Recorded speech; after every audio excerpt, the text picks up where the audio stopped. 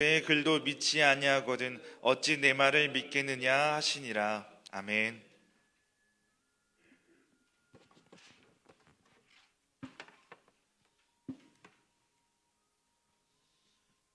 네, 반갑습니다. 저희가 지난주에 불안이라는 책을 가지고 북모임을 했었는데요. 그 시간을 통해서 좀 서로의 내면을 잘 들여다보는 시간이었던 것 같습니다. 불안의 이유를 알랭드 보통은 사랑과 연결을 시킵니다. 우리가 불안해지는 이유는 우리 주위에 나를 지지해주고 사랑해주는 사람들이 변할 거라는 그 마음 때문에 불안을 느낀다고 이야기를 합니다. 그래서 알랭드 보통은 특별히 사람이 갖는 어떤 지위를 상실하는 일이 가장 사람에게 불안한 일이라고 이야기를 하는데, 왜 그러냐면 어떤 지위가 상실되어질 때 주위 사람들이 그동안 본인에게 대했던 것과 다른 모습을 경험하게 되기 때문에 불안의 이유라고 이야기를 합니다. 우리는 각자가 내가 생각하는 내 삶에 중요한 어떤 것이 있습니다. 그리고 내가 그거를 지켜야 하고 그 지위에서 내가 상실된다고 느껴졌을 때 우리는 흔들리는 일이 일어나는 것이죠. 어떤 사람에게는 그것이 사회적 신분일 수도 있고, 어떤 사람에게는 그것이 시험에 붙는 일이기도 하고요. 어떤 사람에게는 그것이 재정의 일이기도 하고, 어떤 사람에게는 그것이 돈을 벌고 성공하는 일이기도 합니다. 각자가 내가 생각하는 내가 이 삶을 살아가면서 이 지위를 잃어버리면 안 되라고 생각하는 것을 잃게 될 때 우리는 불안해지고 우리는 두려워진다는 것이죠. 그렇기 때문에 우리가 무언가의 욕망을 가진다는 것은 내가 그것을 얻으면 내 삶의 지위가 올라간다고 생각되어지는 것에 대하여 욕망을 갖는 거고, 내가 불안해진다는 것은 내가 그걸 잃어버리면 지위를 잃어버릴 것이라고 생각되어지는 거라는 거죠. 알랭드 보통은 불안을 이기는 방법은 역시 동일하게 우리의 삶 가운데 흔들리지 않는 어떤 사랑의 지지가 있어야 함을 보여줍니다. 그걸 우리의 믿음의 언어로 바꾼다면 우리는 어떻게 이 땅을 살아가면서 불안을 극복할 수 있냐면, 우리는 눈에 보이는 어떤 것보다 사랑이 우리에게 더 분명한지를 물어야 하는 것이죠. 내가 생각하는 어떤 지위보다 하나님의 사랑을 경험하는 것, 또 내 주위에 있는 사람과 교회 공동체로부터 그런 지지와 사랑을 받는다면 우리는 이 땅에서 살아가는 그 불안들을 극복해내며 살아갈 수 있는 것이죠. 성경을 모으고 함축하면 결국 성경은 무엇에 대한 이야기냐면 사랑에 대한 이야기입니다. 하나님을 어떻게 사랑해야 되는지, 또 하나님이 이웃을 어떻게 사랑할 때 기뻐하시는지에 대한 이야기가 성경에 대한 이야기인 것이죠.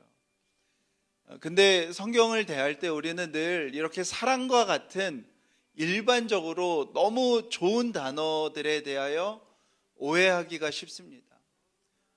왜냐하면 그 단어들은 어떤 윤리적으로나 타 종교에서나 모두 다 사용하는 언어이고 누구나 다 좋다고 말하기 때문에 그 사랑이라는 단어가 성경에서 구체적으로 우리에게 무엇을 요구하는지, 우리에게 무엇을 말씀하시는지에 대한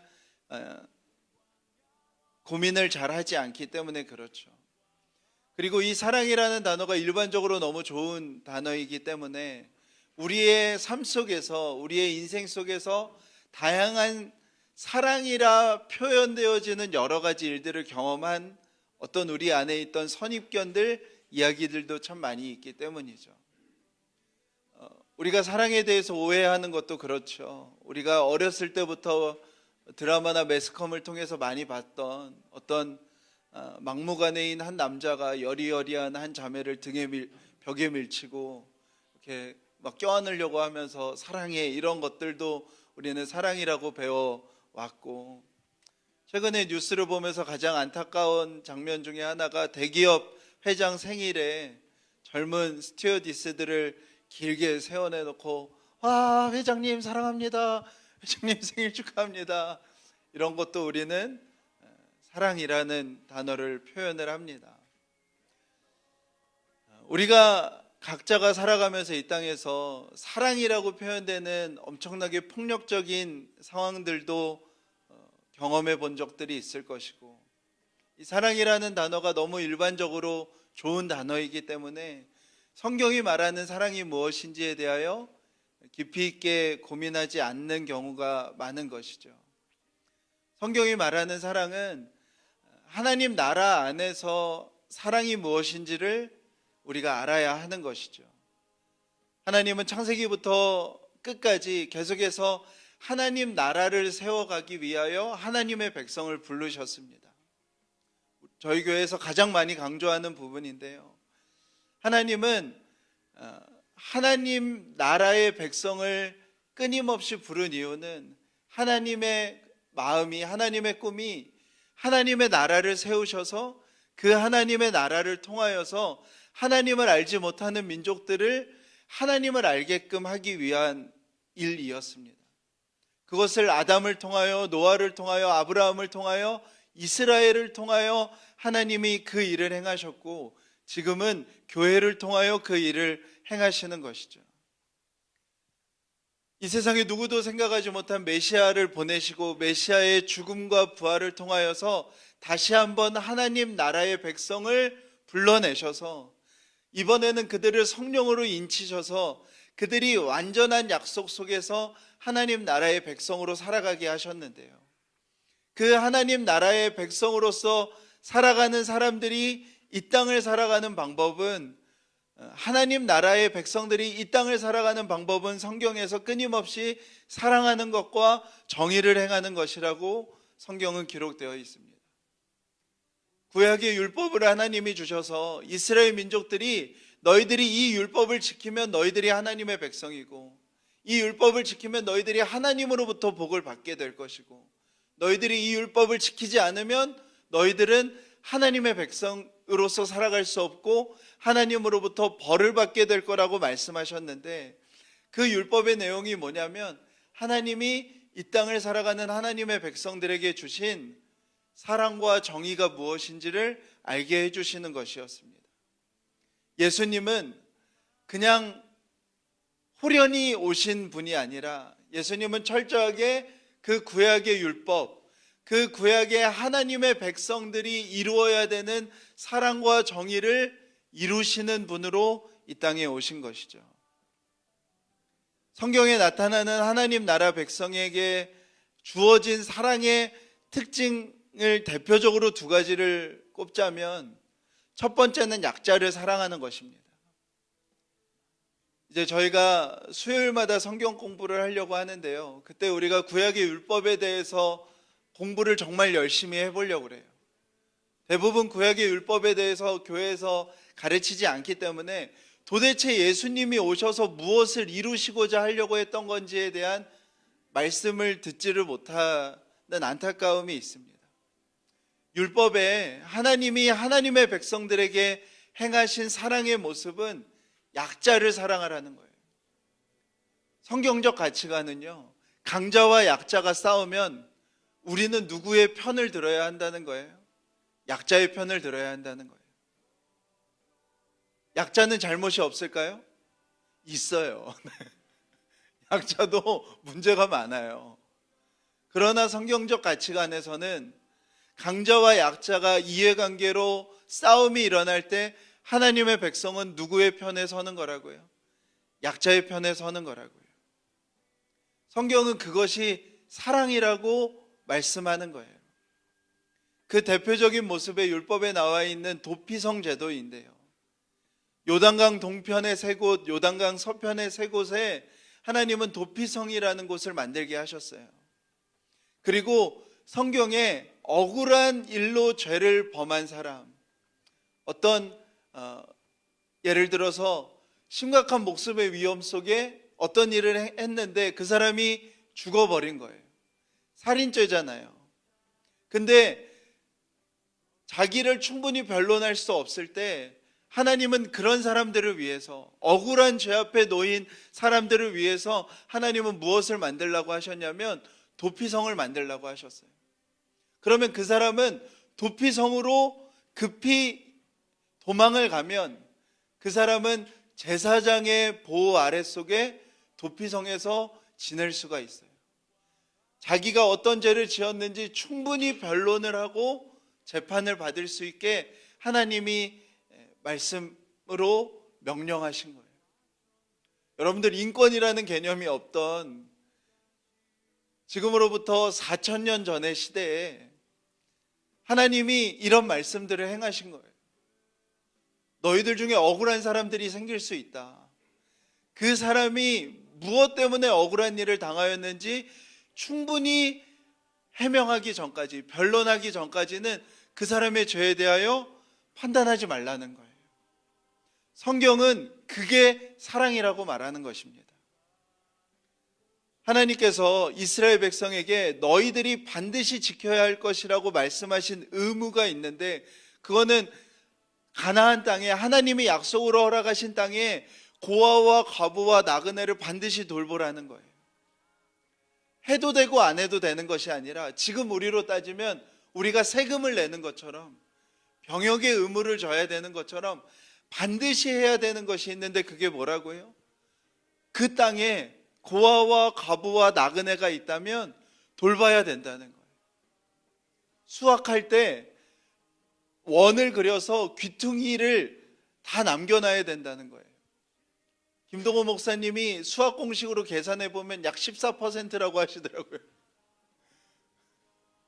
파이 이래서 계산해 보면 약 14%를 반드시 고아와 과부와 나그네들을 위하여 남겨두고, 그들이 누군가의 도움으로 그거를 얻는다는 느낌이 아니라 하나님이 우리에게 이것을 남겨두셨다는 마음으로 누구나 가서 먹을 수 있게 해야 한다는 거예요. 하나님 나라 백성은 끊임없이 우리 가운데 누가 약자인지, 우리 가운데 누가 지금 가난한 형편에 있는지, 가난한 마음 속에 있는지를 돌아보고 나의 것을 내주어야 한다는 거예요. 초대교회의 성령의 역사 가운데 이스라엘 민족 처음 세워진 교회들이 자신의 것을 내어놓고, 자신의 것을 사도들 앞에 다 내어놓고 그 안에서 살았는데요. 그 핵심적인 것은 뭐냐면 서로가 서로의 형편을 돌아봤다는 거예요. 성령으로 인해서 하나님 나라의 법이 완성이 되었는데, 그 완성이 된 하나님 나라 백성으로서의 삶의 모습이 뭐였냐면, 우리 가운데 누가 지금 가장 약한 자인지 그것을 돌아보고 자신들의 것을 내어줬다는 거예요. 사랑하는 여러분, 이것은 일반 세상의 법칙과는 완전히 다른 거예요. 우리도 경험하잖아요. 이 세상과 이 사회에서 경험하는 사랑은 누구를 사랑하는 거예요? 회장님을 사랑하는 거예요. 회장님 사랑해야죠. 왜 부하 직원을 사랑하나요?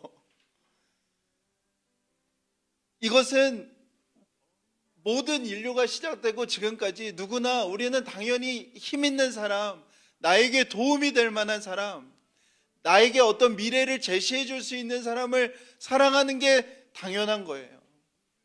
그것이 세상의 이방신을 따르는 사람들의 삶의 모습이라고요. 그러나 하나님은 하나님의 능력과 하나님의 사랑으로 자신의 백성들을 불러내셔서 그들에게 완전히 다른 삶의 방식을 제시하는 건데, 그 사랑의 내용은 뭐냐면 바로 약자를 사랑하라는 거예요. 하나님의 사랑의 두 번째 특징은 거룩해지는 거예요. 사랑을 통하여서 그 사람이 정결해지고 거룩해지는 거예요. 하나님의 백성들에게 요구하신 하나님의 삶의 모습은 거룩함이에요. 그 거룩함은 사람들이 보지 않을 때에도 하나님 앞에 있어서 하나님이 나를 보시고 계시다는, 내가 하나님 앞에서 사는 존재라는 것을 믿고 살아가는 거예요. 그래서 하나님이 이스라엘 백성에게 요구하신 사랑은 뭐냐면 철저하게 죄를 회개하는 거예요. 그리고 죄를 돌이키는 것이고, 그리고 죄에 대하여 충분한 대가를 치르는 거예요. 이스라엘 율법에 무교절이 있는데요. 유월절이 끝나고 일주일 동안 무교절로 지키는데 지금도 유대인들은 무교절을 지켜요. 그때 이제 이스라엘은 뭘 하는 거냐면 대청소를 하는 거예요. 우리로 따지면 집안의 모든 가구들을 다 집 밖으로 다 끄집어내고요. 집에 있는 곰팡이, 음식을 하다가 흘린 이스트죠, 누룩 같은 것들을 이제 다 청소하는 거예요. 우리로 따지면은 우리는 누룩을 잘 안 쓰니까 쌀알이라고 보면 되겠죠. 아무튼 집안에 있는 그런 것들을 다 끄집어낸 다음에 집에 있는 곰팡이와 누룩들을 다 청소하는 거예요. 그게 뭐냐면 하나님이 이스라엘 백성들에게 너희들이 죄에 대하여 어떤 태도를 가져야 되는지에 대하여 말씀하시는 거예요.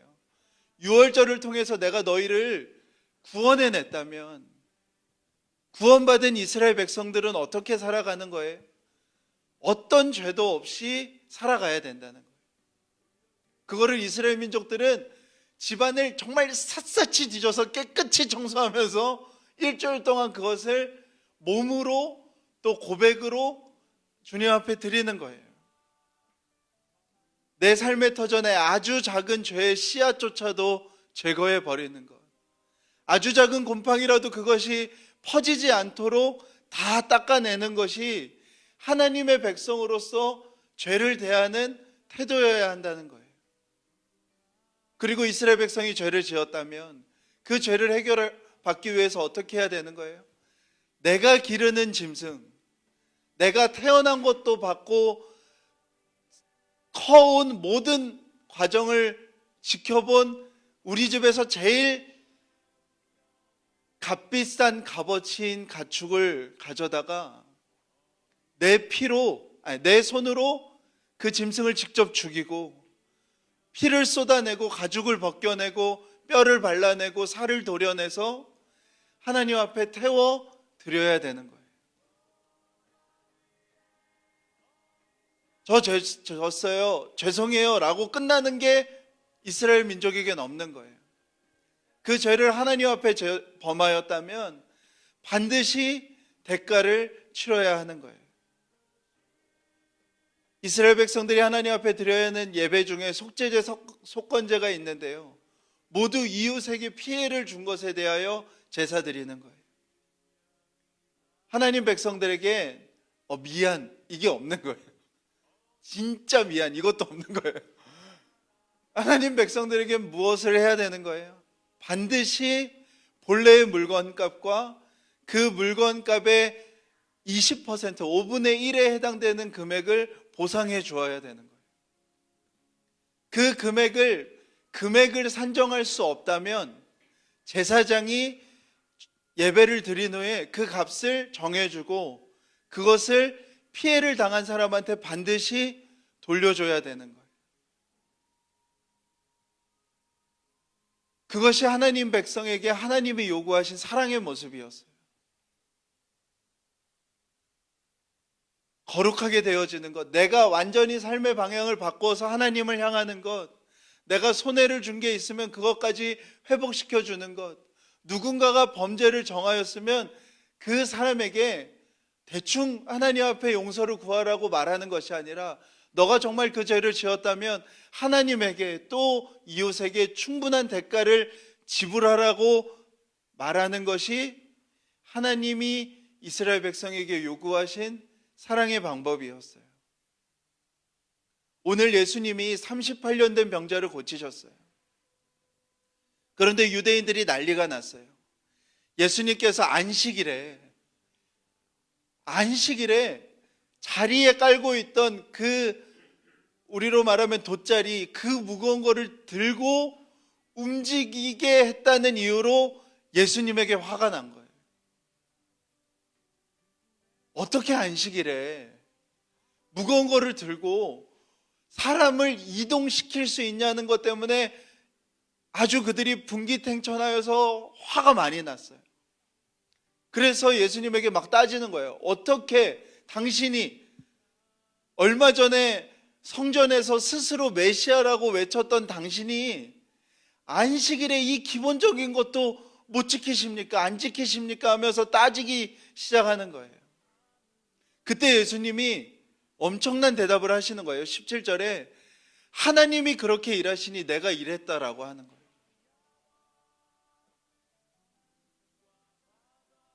아니, 안식일 안 지킨 것 때문에 따지려고 들어왔는데 예수님이 뭐라고 하시는 거예요? 나는 하나님이 하시는 일을 동등하게 하는 그런 사람이다라고 얘기하는 거예요. 이제 사람들이 예수님을 죽이려고 하였어요. 안식일을 범한 죄를 회개하지 않는 예수님이 심지어 자기가 하나님과 동등한 일을 행하고 있는 자라는 그 표현은 유대인들은 도저히 받아들일 수 없었던 거예요. 그래서 예수님이 답답한 마음에 그들에게 설교하는 내용이 오늘 내용인데, 예수님의 설교의 핵심은 이런 거예요. 하나님께서 명절에 안식일에 그 38년 된 병자를 긍휼히 여기셨어요. 베데스다라는 자비라는 이름이 있지만 가장 무자비하게 느껴졌을 38년 된 병자, 물이 동할 때 빨리 들어가야 되는데 다른 사람이 도와주지 않으면 들어갈 수 없던 그 병자에게 하나님이 그들을 긍휼히 여기시고 자비롭게 여기셔서 예수 그리스도를 그에게 보내시고 그를 그 질병에서 건져주셨어요. 그런데 유대인들은 그게 다 필요 없는 거예요. 유대인들은 지금 뭐밖에 없는 거예요? 왜 안식일에 앉았던 자리 그 방석을 들고 이동시켰냐고 예수님에게 따지는 거예요. 예수님이 그들에게 말씀하시는 거예요. 안전뱅이를 일으킨 사람, 성전을 깨끗하게 하는 사람이 구약에 어떤 사람이라고 기록이 되어 있냐? 그 일을 행할 수 있는 권한은 누구밖에 없다고 구약에 기록되어 있냐? 메시아밖에 없다고 기록되어 있지 않느냐? 그렇다면 내가 이 땅에 와서 성전을 정결하게 했고 안전뱅이를 일으켰으면 내가 누구냐? 나 누구게? 이렇게 얘기하시는 거예요. 오늘 얘들아, 나 누구냐고. 메시아 아니냐? 메시아. 그럼 내가 왔으면 나로 인하여 심판과 생명이 구분되고 영생과 심판이 나뉘어지는데 지금 너희들이 하는 태도를 잘 돌아봐라. 너희들은 지금 그런 나에 대해서 궁금해하지 않고 이 병자가 안식일에 자기의 방석을 들고 간 그 일 때문에 지금 나를 이렇게 대하는 거냐라고 얘기하시는 거예요. 예수님은 그들에게 이렇게 질문하는 거예요. 너네들이 정말 성경을 보고 너네들이 정말 성경에 기록하신 하나님의 뜻을 헤아려 보고 하나님을 너네들이 사랑하고 있다면 오늘 안식일에 약자를 찾아내어서 그를 그 긴 고통의 안전뱅이의 질병에서 건지신 이 일을 본 너희들이 어떤 리액션을 해야 되는 게 합당한 거냐고 묻는 거예요. 여러분들 어떻게 해야 되겠어요? 오, 주님이시군요. 당신이 정말 메시아이시군요 하면서 놀라워하고 찬송해야 되는 것이 마땅한 일이 아니겠어요? 정말 율법을 지키고 정말 하나님을 사랑하고 율법을 허락하신 하나님의 뜻을 한 번이라도 진지하게 돌아봤다면 하나님의 율법을 통해 하나님의 백성이 사랑하는 법이 약자를 사랑하는 거고 하나님의 사람들을 거룩하게 하는 것, 온전하게 하는 것이라면 오늘 예수님이 그 약자를 찾아내시고 그를 온전하게 하시고 또 그에게 다시는 죄를 범하지 말라고 말씀하신 이 일을 보면 그분이 누구이신 것을 당연히 알아야 되는 거 아니에요? 메시아인 걸 당연히 알아야 되는 거예요. 근데 이스라엘 백성들은 그게 싫은 거예요. 다음 주가 6장인데요. 6장에 오병이어 기적이 나오는데요. 오늘 예수님이 마지막 말씀에 너네들이 모세와 같은 기적을 행하는 사람으로서 내가 왔다면 너네들이 나한테 이렇게 대했을까? 이렇게 질문하세요. 그리고 6장에 오병이어 기적이 일어나고 나니까 사람들이 예수님께 열광해요. 그리고 예수님은 그들을 피해 도망가시죠. 그들은 하나님이 왜 자신들을 하나님의 백성으로 부르셨고, 자신들을 왜 구원하셨고, 자신들을 어떤 하나님의 백성의 사랑의 모습으로 살아가야 되는지 관심 두지 않은 거예요. 그래서 오늘 예수님께서 그 유대인들에게 3단 콤보를 날리시는 거예요. 29절, 42절, 44절 우리 함께 읽어보겠습니다. 29절 먼저 읽어볼까요? 시작. 선한 일을 행하는 자는 생명의 부활로, 악한 일을 행하는 자는 심판의 부활로 나오리라. 42절이요. 다만 하나님을 사랑하는 것이 너희 속에 없음을 알았노라. 44절이요. 너희가 서로 영광을 취하고 유일하신 하나님께로부터 오는 영광을 구하지 아니하니 어찌 나를 믿을 수 있느냐. 여러분들, 마치 시험 때 답안지를 정말 처음부터 끝까지 빼곡하게 답을 다 적었는데 질문을 읽지 않고 답을 적은 답안지 같은 모습인 거죠. 와, 진짜 많이 썼다. 와, 정말 많이 썼다. 근데 점수를 하나도 줄 수 없겠다 하는 상황이 오늘 이 본문의 상황인 거예요. 안식일을 어겼다고 예수님께 얘기를 하는 유대인들에게 예수님은 아주 냉정하게 말씀하시는 거예요. 너희는 지금 악을 행하고 있다. 너희 안에 하나님을 사랑하는 것이 하나도 없다. 너희가 바라는 것은 스스로의 영광을 구하는 것, 그것뿐이지 너희들은 하나님께로부터 오는 영광을 구하지 않는다라고 예수님이 말씀하시는 거예요. 저는 오늘 제목을 안식일을 지키고 성경을 연구하는 당신 사랑하고 있습니까? 라고 하려고 하였으나 칸이 좁은 관계로 또 너무 센 표현인 것 같아서 믿음이 곧 사랑임을 고백하십니까? 라고 하였어요. 사랑하는 여러분, 우리가 예수님을 믿는다는 건 예수님이 구약의 율법을 완성하셨다는 것을 믿는 거예요.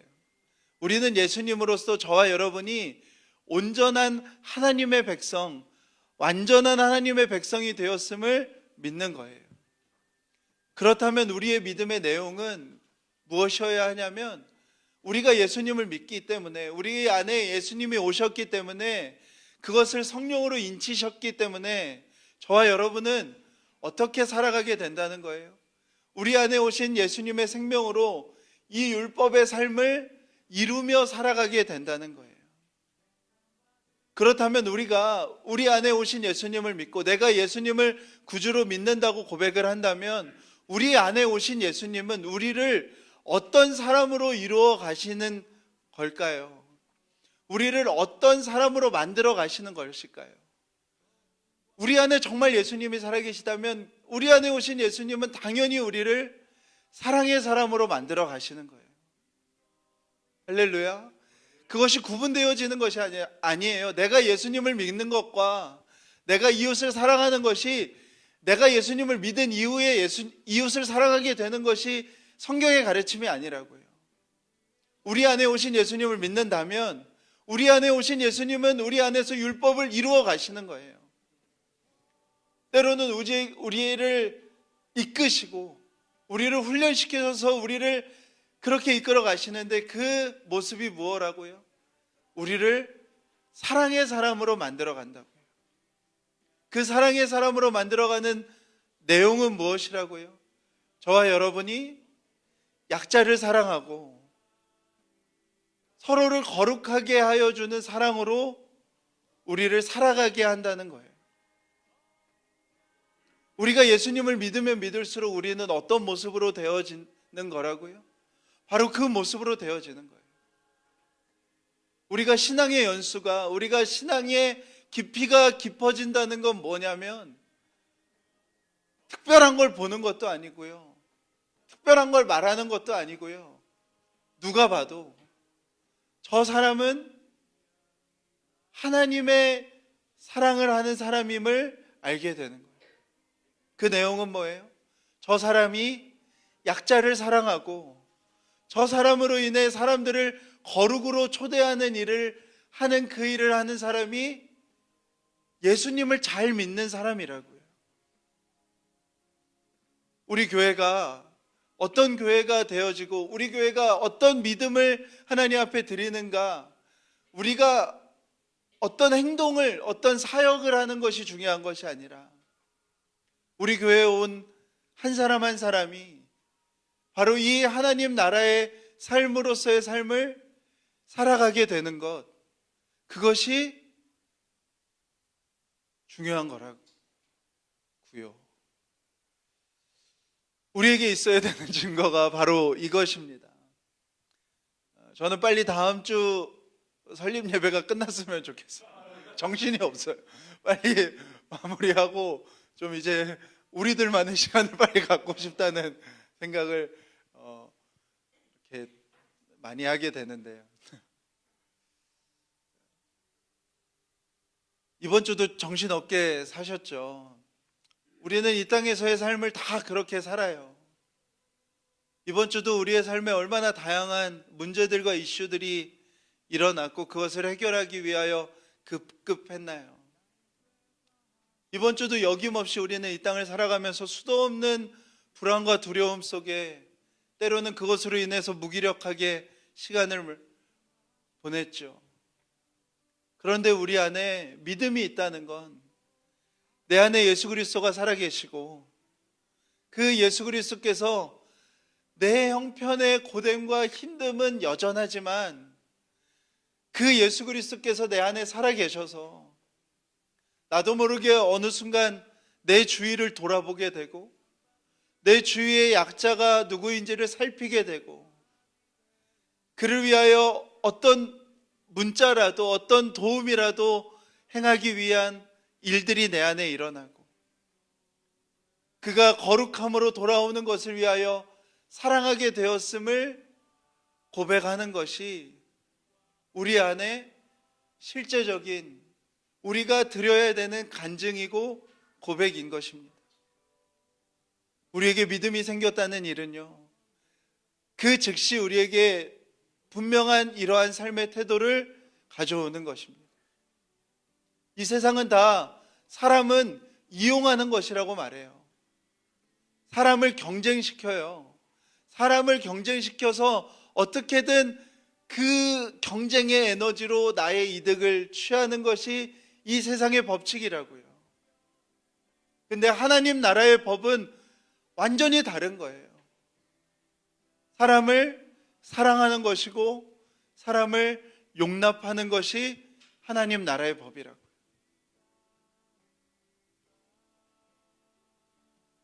저희는 특별히 저는 특별한 한 달을 보내고 있는 것 같아요. 공사도 하고 많은 관심과 많은 또 사랑을 받는 시기이기도 하고 일주일 동안 와서 있는데 감사하고 행복한 마음이 드는 것과 동시에 아까 전에도 말씀드렸듯이 좀 빨리 끝났으면 좋겠어요. 이제는 좀 끝냈으면 좋겠다는 마음이 이렇게 제 안에 똑같이 듭니다. 그런데요, 제 안에 이제 그런 마음들의 싸움들이 있어요. 우리가 유목 생활을 할 때는 그냥 어떻게 되든 별 상관이 없어서 뭐 어떻게 되든 우리는 다 이렇게 떠돌아다니는 거고 사람들도 왔다 갔다 하는 거고 뭐 이런 마음이었는데 사역자들이랑도 그런 마음을 나누었는데 뭔가 우리 자리가 생기고 이제 우리는 농경사회로 진입하고 이런 상황이 되니까 빨리 안정을 시키고 성장을 시키고 인정을 받고 누구에게나 동일하듯 성공으로 뭔가 보상을 받고 싶은 마음들이 제 안에 동일하게 일어나더라고요. 근데 지난주 이번 주 예수님이 그런 저의 마음을 아시는 것처럼 말씀 가운데 뭔가 못을 받고 울타리를 치시는 듯한 마음을 받아요. 우리는 그것을 위하여 세워지지 않았음을 고백하고, 정말 우리 안에 하나님 나라가 이루어지는가? 하나님 나라는 초대교회 때 잠깐 이루어지고 끝난 게 아니라 하나님의 말씀은 영원히 변함없어서 여전히 지금도 우리 가운데 그 하나님의 나라는 이루어지는 것인가 하는 그 모습이 우리 교회의 모습이어야 되는 것이죠. 사람들이 느는 것이 우리의 관심도 아니고, 사람들이 느는 것이 우리의 목적도 아니고, 우리의 목적은 오직 하나, 우리 안에 하나님이 말씀하신 그 사랑의 모습이 있는가? 우리는 정말 약자를 돌보고 서로의 형편을 걱정해주고 서로를 거룩하게 해주는 그 사랑으로 이루어져 가고 있는가? 우리가 정말 그 목표만, 그 목적만 세우고 그것이 흔들리지 않았으면 하는 주님의 마음인 것처럼 요한복음 5장을 저는 계속 묵상하게 됩니다. 불안한 세상이에요. 불확실한 세상이에요. 더 심해질 것 같아요. 능력으로 사람을 다 재단하고 평가하고 성과로 모든 것을 바라보는 그 세상 속에서 기대에 미치지 못한 자신들, 또 자신이 속되다고 말한 것을 나도 모르게 따라하고 있는 그 모습들을 발견하며 살아갈 수밖에 없는 이 땅에 한 사람 한 사람들을 바라보며 여기에 하나님 나라가 있다고, 이곳에 하나님 나라가 임하였다고, 그 세상의 법칙과 완전히 다른 법칙으로 이루어지는 곳이 이 땅에 존재한다고, 실제라고, 진짜라고 말할 수 있는 곳이 교회여야 하지 않겠습니까? 저와 여러분이 그 꿈을 꾸고 나아갔으면 좋겠다는 마음이 듭니다. 하나님, 정말 하나님 나라가 이루어진 곳, 정말 하나님 나라가 실현된 곳, 하나님 나라의 사랑이 손에 만져지는 것처럼 느껴질 수 있는 곳, 그곳으로서의 교회, 그것이 되게 해주십시오라는 그 간구가 우리 가운데 있으면 좋겠다는 마음이 듭니다. 우리 함께 기도하시겠습니다.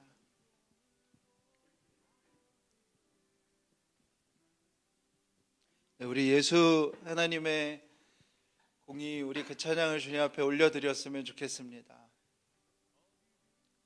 우리 교회가, 우리 교회 안에서 이루어지는 그 하나님 나라의 영광이 우리 사랑하는 성도들의 삶의 현장들, 삶의 터전들까지 이어지고 우리의 가정들까지 이어지는 그 은혜가 있기를 축복합니다. 초대교회 교인들을 향하여 법정에서 전염병 같은 자들이라고 하였습니다. 급속하게 일어나는 그 하나님의 나라, 갑자기 종들이 주인과 한 식탁에서 밥을 먹게 되고 모든 신분들이 교회 안에서 허물어지고 여자들이 하나님의 형상으로서 인정받는 일이 순식간에 일어나져서 그것이 곳곳에 흩어지는 일이 어떤 눈에 보이는 것보다 더 분명하게 일어나서 초대교회를 향하여 이 세상은 전염병 같은 존재들이라고 말할 수밖에 없었습니다. 사랑하는 여러분, 우리가 끊임없이 교회에 대하여 좌절하고 낭망하고 실망하지만 우리가 이 꿈을 꾸었으면 좋겠습니다. 하나님, 이곳에 허락하여 주신 이 교회 위에 이 하나님 나라의 그 영광이 하나님 일어나게 해주십시오. 여기에 하나님 나라가 있다. 이곳에 하나님 나라가 시작되었다 말할 수 있는 교회가 되게 해주십시오. 우리 함께 찬양하고 기도하시겠습니다. 예수 하나님의 공의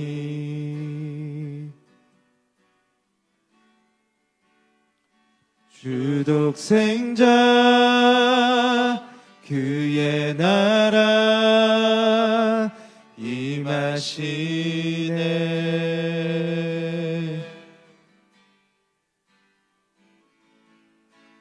예수 제물이 되신 주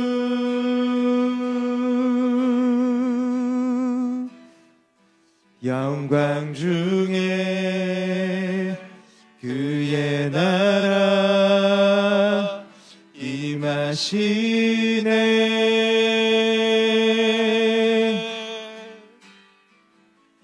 주의 나라 영원하며 그의 영광 무궁하리. 왕의 위엄과 능력이 이제 임하였으니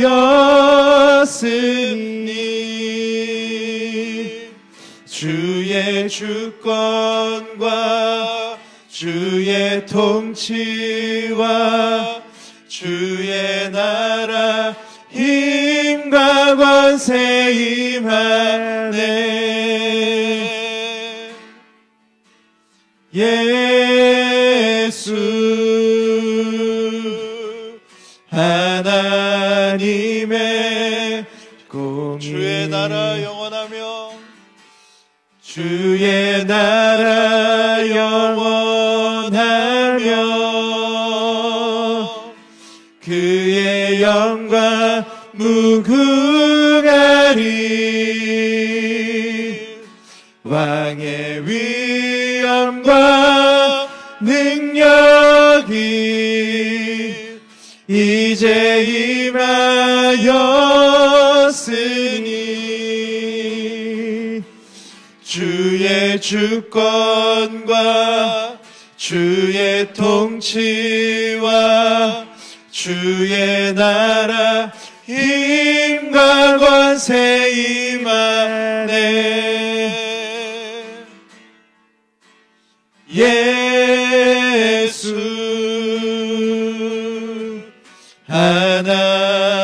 하나님의 공의. 우리도 우리 자신을 돌아봤으면 좋겠습니다. 예수님께서 우리 가운데 무엇을 행하셨을 때 우리는 예수님을 가장 기뻐하겠습니까? 우리도 다 오병이어 같이 정말 실질적인 내 삶에 도움이 되는 일에 일어났을 때 예수님을 찬송하는 게 훨씬 더 쉬운 사람들입니다.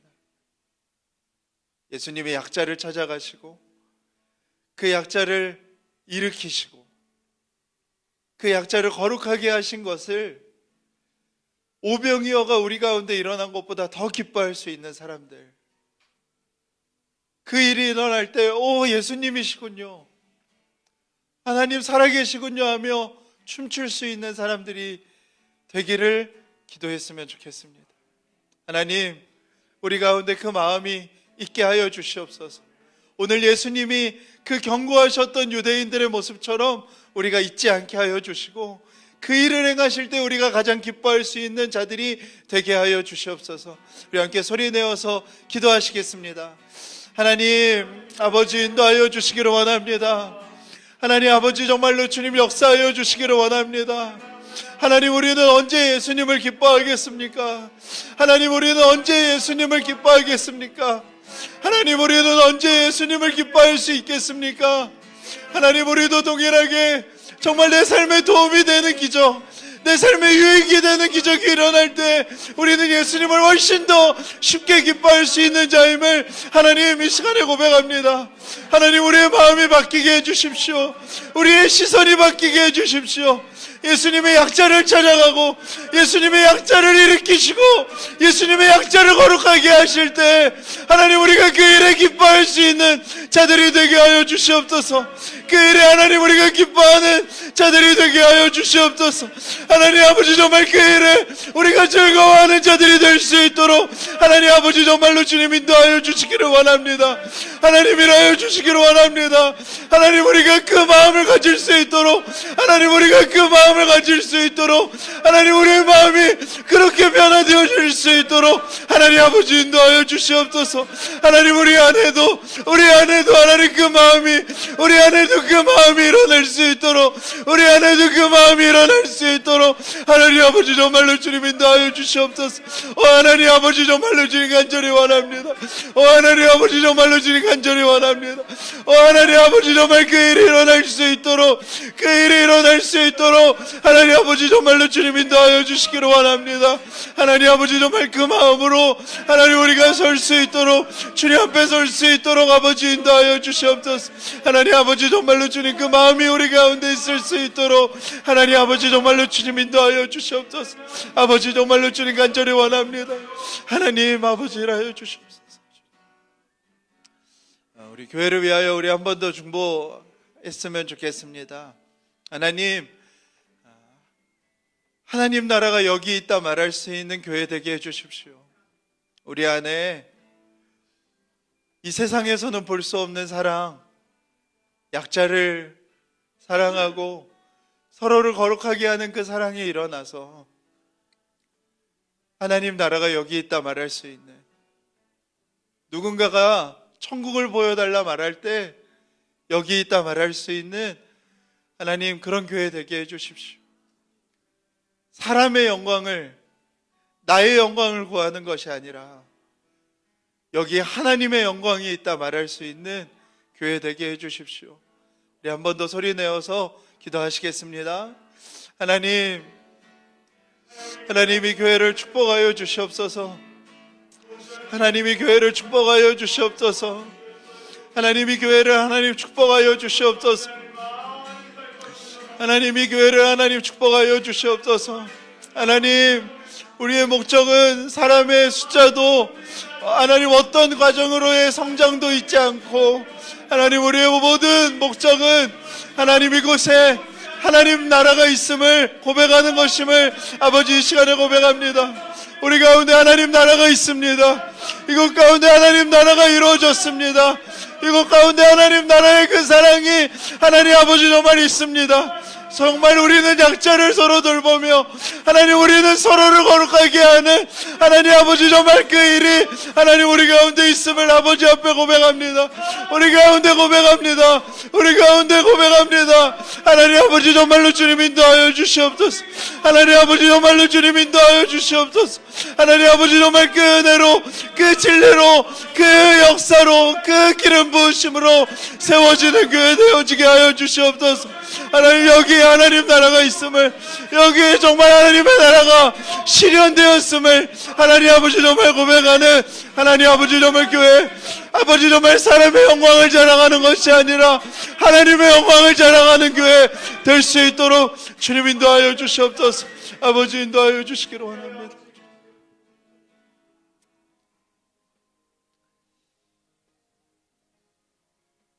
하나님, 우리는 날마다 불안한, 그 어떤 것도 불확실하지 못한 세상을 살아가는 자들입니다.